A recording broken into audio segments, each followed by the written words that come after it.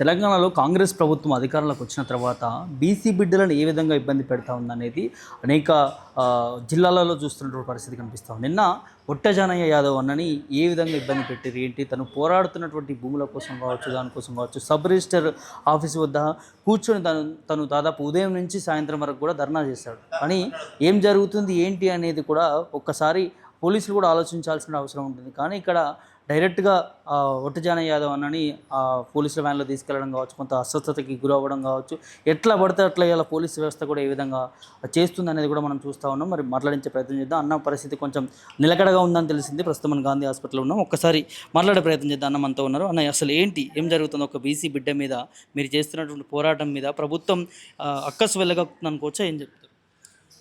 అంతే కదా. ఇప్పుడు మేము వాళ్ళని మడులు అడగలే, మాణిక్యాలు అడగలే. మా ప్రజలకు జరుగుతున్నటువంటి అన్యాయాల మీద అక్కడ ఉన్నటువంటి సబ్ రిజిస్టార్ కార్యాలయంలో ఒక దరఖాస్తు పెట్టినాం.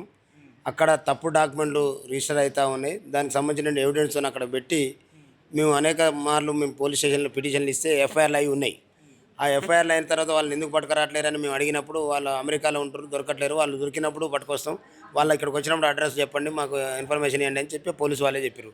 నిన్న గదే జరుగుతుందని అక్కడికి వచ్చిన సందర్భంలో మేము వాళ్ళని పోలీసు వాళ్ళకి ఇన్ఫర్మేషన్ ఇచ్చి అక్కడ ఉన్నటువంటి లబ్ధిదారులు అందరూ కూడా ఎవరైతే అక్కడ భూములు కొనుగోలు చేసుకుని ఇల్లు కట్టుకున్న వాళ్ళరో వాళ్ళందరూ వచ్చి అక్కడ మళ్ళీ ఇంకో డాక్యుమెంట్ క్రియేట్ అవుతుంది అనేటటువంటి భయంతో వచ్చి అక్కడ కూర్చురు.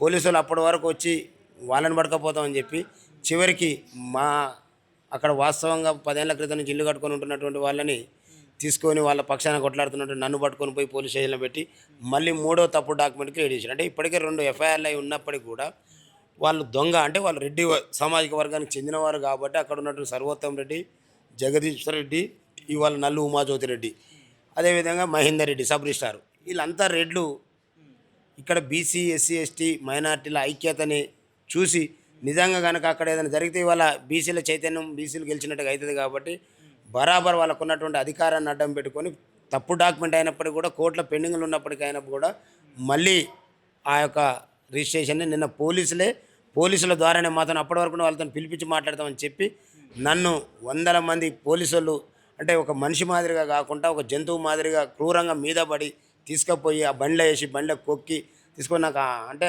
అస్వస్థకు గురైనప్పటికి కూడా కనీసం హాస్పిటల్కి చేర్చాలనేటటువంటి మినిమం సెన్స్ లేకుండా ఇవాళ అగ్రవర్ణాలు చేసినటువంటి డైరెక్షన్ ప్రకారం ఆ దాడులు చేస్తూ ఉన్నారు. ఇదంతా కూడా మా బీసీ సమాజం గమనిస్తూ ఉంది.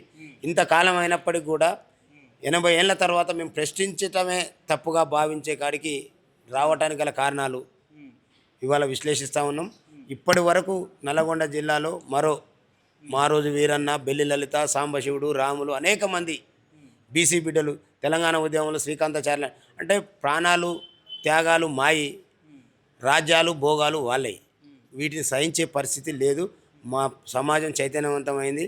ఇవాళ మా ప్రజలందరూ కూడా క్షణాలలో అక్కడ ఏం జానన్నా ఎవరి పక్షాన కొట్లాడుతూ ఉన్నారు. ఏ వర్గాలన్నీ అక్కడ పార్టీలకు అతీతంగా ఏకం ఎందుకు అవుతున్నాయి? మరి వాళ్ళకు వచ్చినటువంటి ఐక్యత మనకి ఇంకా 80 ఏళ్ళు అనేది ఎందుకు రాకూడదు అనేటువంటి ఆలోచనకు వచ్చారు.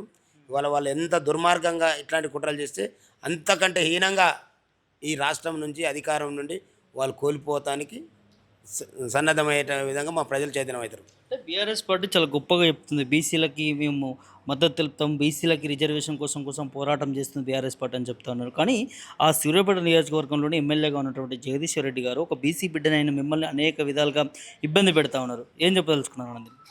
ఇవన్నీ చెప్పిండు, దళిత ముఖ్యమంత్రిని చేస్తా, దళితకు 3 ఎకరాలు ఇస్తా, ఇంటికో ఉద్యోగం ఇస్తా. ఎవరికి ఇవన్నీ అధికారంలోకి రావడం కోసం ఆనాడు కేసీఆర్ మాట్లాడిండు, నిన్న రేవంత్ రెడ్డి మాట్లాడిండు. కామారెడ్డి డిక్లరేషన్ అని చెప్పి, కామారెడ్డి డిక్లరేషన్ అనే పేరుతో ఏమన్నాడు? బీసీలకు 42% రిజర్వేషన్ ఇస్తా, సంవత్సరానికి 20,000 కోట్ల రూపాయలు ఇస్తా, కాంట్రాక్ట్లలో వాటా ఇస్తా. ఇటు పోయినాయి. మళ్ళీ సేమ్ కథ కదా. అంటే అంత దొంగలే. 4% లేనటువంటి వాళ్ళు 4 పార్టీలు పెట్టుకొని మనకి ఈ పార్టీ మీద విరక్తి రాగానే ఇంకో పార్టీ ఆల్టర్నేట్ చూపిస్తారు, ఇంకో పార్టీ మీద విరక్తి రాగానే ఇంకో పార్టీని ఆల్టర్నేట్, అంటే 4 పార్టీలు కూడా వాళ్ళే. మనం ఎడుదిరిగా 4 పార్టీలకు ఓట్లు వేసే యంత్రాలుగా మాత్రమే మనం తయారు చేసాం. అది గమనించిండు కాబట్టి వాళ్ళు తీన్మారు మల్లన్న ఆ 4 పార్టీలు కూడా 4% లేనటువంటి అగ్రవర్ణాల పార్టీలు కాబట్టి ఆ పార్టీలు మన కోసం, మన అభివృద్ధి కోసం కావు అని వాళ్ళ జెండా బాతి రాజ్యాధికార పార్టీ పేరుతోని వాళ్ళు చైతన్యం చేస్తూ ఉండు. కాబట్టి ఆయనకు వెన్నంటే నేను తిరుగుతూ ఉన్నా కాబట్టి ఇవాళ ఈ అగ్రవర్ణాలందరూ కూడా నా మీద కుట్రలు చేస్తూ ఉన్నారు. ఈ కుట్రలతోనే వాళ్ళు ఏమీ సాధించలేరన్న సంగతి వాళ్ళకి అర్థం కాకపోవచ్చు, కానీ మాకు అర్థమవుతా ఉంది. వాళ్ళు చేసే కుట్రలతోనే మేము ఈ రాష్ట్రంలో అధికారంలోకి వస్తామనేటటువంటి వాస్తవం మా కళ్ళ ముందర కనపడతా ఉంది. ఇక్కడ పోలీసుల వైఖరి ఎట్లా చూడొచ్చు అన్న, మిమ్మల్ని ఈ కుక్కి ఆ వ్యాన్లోకి ఎక్కిస్తూ ఉంటే మాకు చాలా బాధ అనిపించింది. మీరు కొంత అస్వస్థతకు గురవుతా ఉన్నా కూడా, చెబుతున్నా కూడా పోలీసులు పట్టించుకోకుండా, అంటే వైఖరిని ఎట్లా చూడొచ్చు? పోలీసులు ఇప్పటికే మనం చూస్తున్నాం కదా, కేసీఆర్ గవర్నమెంట్లో కేసీఆర్ ఇంటి కుక్కల మాదిరిగా, ఇంట్లో జీతగాల మాదిరిగా పనిచేసినటువంటి పెద్ద పెద్ద ఆఫీసర్లు ఇలా ఎటుపోయారు, జైళ్ళల్లో చిప్పకూడ తినుకుంటూ తిరుగుతూ ఉన్నారు. అంటే ఈ పోలీసులకు కూడా అర్థం కావాల్సి అంటే వాళ్ళ టాలెంట్తోని, వాళ్ళ నాలెడ్జ్తోని, వాళ్ళ తల్లిదండ్రుల కష్టార్జితంతో వాళ్ళకు ఉద్యోగాలు వచ్చినాయి. వాళ్ళకి జీతాలు ఇచ్చేది ఈ రాష్ట్రం నుండి మెజార్టీ ప్రజల యొక్క కష్టంతో వచ్చినటువంటి పన్నుల రూపంలో వచ్చినటువంటి పైసలు మేము జీతం తీసుకుంటున్నాం. ఏ అగ్రవర్ణ నాయకుని ఇంట్లో నుంచి వాళ్ళ ఆస్తులు అమ్ముకొని వచ్చి మాకు జీతాలు ఇవ్వడన్న మినిమం సెన్స్ కోల్పోయి, ఎవడు అధికారంలోకి వస్తే వాడిని మోచేతి నీళ్ళు దాక్కుంటా వాళ్ళకు బంట్రోతుల మాదిరిగా మారి ఈ పరిపాలన కొనసాగిస్తారు. కాబట్టి ప్రజలలో తిరుగుబాటు వస్తూ ఉంది. 2023లో కేసీఆర్ని ఎందుకు పొందబెట్టరు? ఈ అధికారుల్ని, పోలీసు వ్యవస్థని చేతిలో పెట్టుకొని సామాన్యుల మీద అనేక రకాల కుట్రలు చేసి, అందులో నేను కూడా ఒక భాగమే, 100 కేసులు నా మీద పెట్టిరు. ఇది ఎట్లా సాధ్యమవుతుంది? ఇవాళ ఎందుకు లేవు ఆ 100 కేసులు? మళ్ళీ ఇవాళ కాంగ్రెస్ అధికారంలో కానీ మళ్ళీ ఈ పోలీసులు ఇవాళ వాళ్ళ ఇంటి ముందర కుక్కలు. నేను పోలీసు వ్యవస్థకు విజ్ఞప్తి చేస్తూ ఉన్నా, మీరు అనేక రకాల టెస్టులు పాస్ అయ్యి శారీరకంగా, మెంటల్గా అన్ని రకాలుగా ఎంతో శ్రమటోరిస్తే కానీ మీకు ఉద్యోగం రాలే. వచ్చిన ఉద్యోగం ఈడ కాకపోతే ఇంకో కాడ చేసుకుంటాం. నీ ఉద్యోగం తీసేద్దాము ఏ పార్టీకి లేదు, ఏ పవర్లోకి వచ్చిన అధికార పార్టీకి లేదు.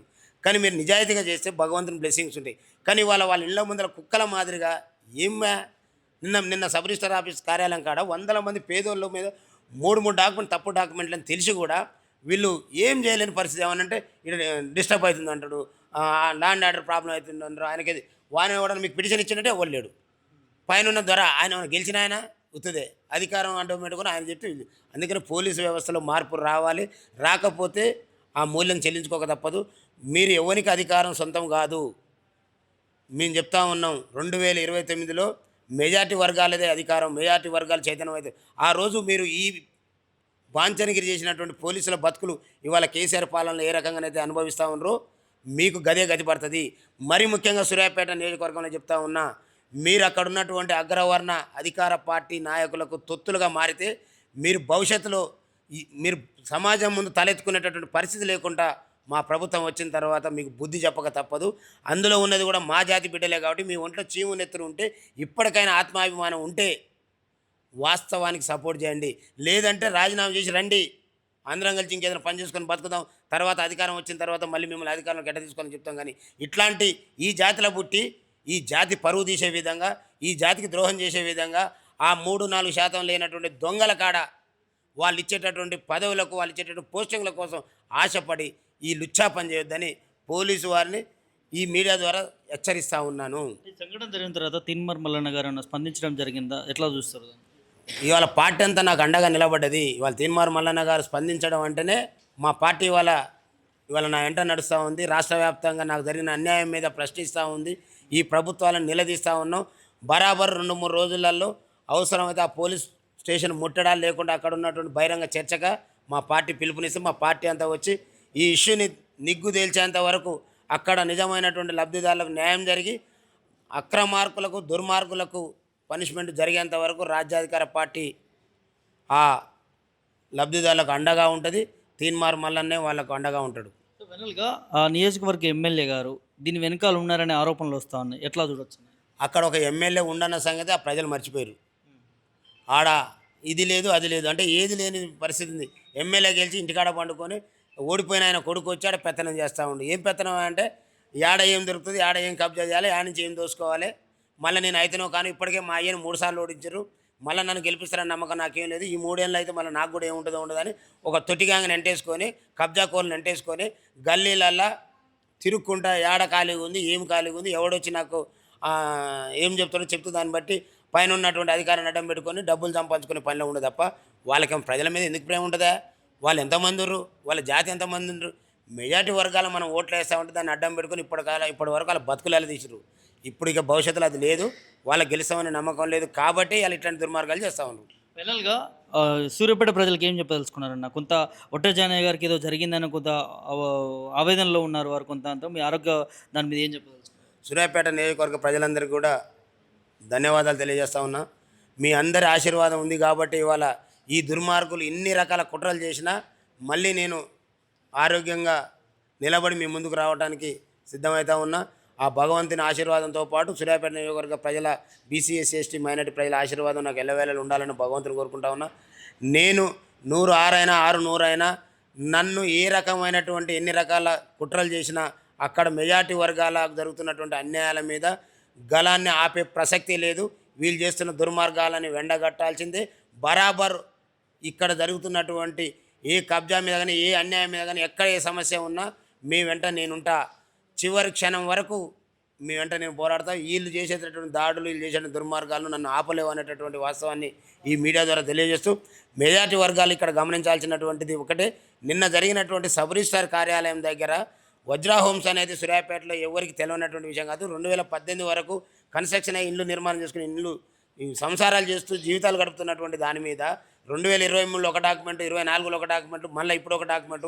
ఆనాడు జగదీశ్వర్ రెడ్డి, ఇవాళ సర్వోత్తమ్ రెడ్డి, ఈ రెడ్డి ఆ రెడ్డి, అక్కడ నల్లు ఉమాజ్యోతి రెడ్డి, వాళ్ళకు ముగ్గురికి అక్కడ సబ్ రిజిస్ట్రార్ మహేందర్ రెడ్డి, ఈ నలుగురు రెడ్లు కలిసి అక్కడ ఉన్నటువంటి 100 మంది కుటుంబాలని చిన్నాభిన్నం చేసే పరిస్థితి జరుగుతూ ఉందని నా దృష్టికి వచ్చిన కాడ నుండి అక్కడ ఉన్నటువంటి లబ్ధాల్లో వెనుకబడి నేను పోరాటం చేస్తూ ఉన్నాం.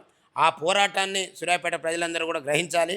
అక్కడ సర్వోత్తమ్ రెడ్డికి ఏం సంబంధం ఉంది? పోతు భాస్కర్ అంటోడు కేసు ఎట్లా పెడతాడు? కేసు పెట్టిన తర్వాత మళ్ళీ నల్లు ఉమాజ్యోతి రెడ్డి మీద కేసు పెట్టి ఎఫ్ఐఆర్ అయిన తర్వాత ఆమె ఒకటి నిన్న వైట్ హౌస్ నుంచి మళ్ళీ ఎట్లా సబ్ రిజిస్టర్ కార్యాలయానికి వస్తారు?